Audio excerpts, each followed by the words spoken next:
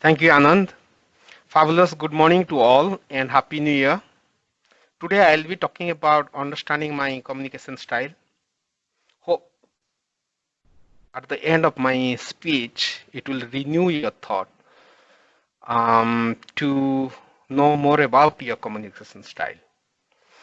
So basically, there are two questions come to my mind when I think about this topic. So what is communication and what is communication styles? Communication is to convey our ideas, thoughts, or messages to one or one to many, right? So then what's about the communication style?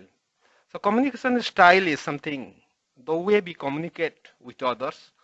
Probably it is our behavior or state of the mind, the way we communicate, right? That is called communication style.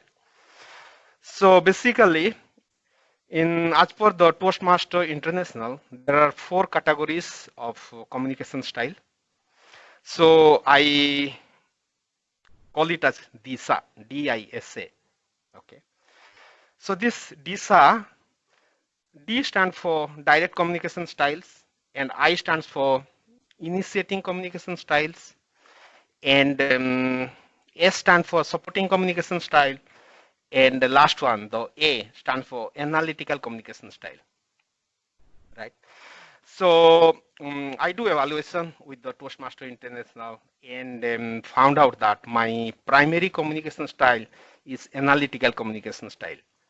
However, when I get feedback from my family members or from my friends, they say that my communication style is direct communication styles. So I'm not sure, little bit conflict, but I feel that personally, most of the time, my communication style is direct communication. So now let me go through each and every one of the communication style, what it means to you and how to interpret, and I give a one example, right? So let's go to the first one, which is the direct communication style. So in direct communication style, the person is always talks direct to the point, right? And he is focused to the solution. And so this is the way he communicates. So I give example. So now suppose I'm going to present something to my management. So my message must be very concise and direct, right? So that the management can take a proper decision by listening the presentation. And also, it's always better to do direct to the points. That means also it's very specific, right? So this is one of the example for direct communication. Now let's go to the second one, which is I, initiating communication style. So the word initiating, that means the always somebody need to initiate. So in the initiating communication styles, the person who is talking to the another guy, he always initiate. That means he makes more friendly. He creates a friendly atmosphere to the other guy, and also he allows more time to the other person to become more sociable, right? So what is the example of this type of communication? So suppose now one guest coming to our house, right? And then we don't know each other. So either one of guy will be asking more question to him.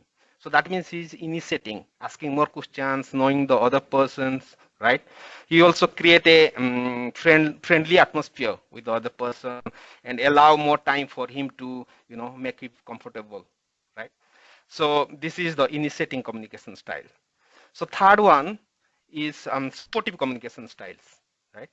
So these supportive communication styles, the person is very calm and quiet, and also he always takes ideas and opinions from the other people, right? So what is the example? The example for this could be a project manager who is supposed say like calling for a meeting with his team members. So he always will be taking opinions and ideas from his team members, and then he'll be consolidating all the information and presenting to the higher management, right? So this is called the supportive communication styles. The last one and the fourth one is called the analytical communication styles. So in this, the person always talks with facts and figures, something like numerical data and things like that. So I give you some example.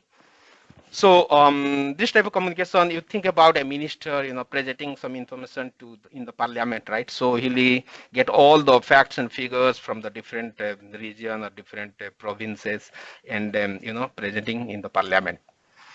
So this is kind of analytical communication style. Also, like a scientist, also when he presents, also he'll always have some numerical data, tables and graphs and things like that, right? So presenting in the meeting or something like that, right? So this is called the analytical communication styles.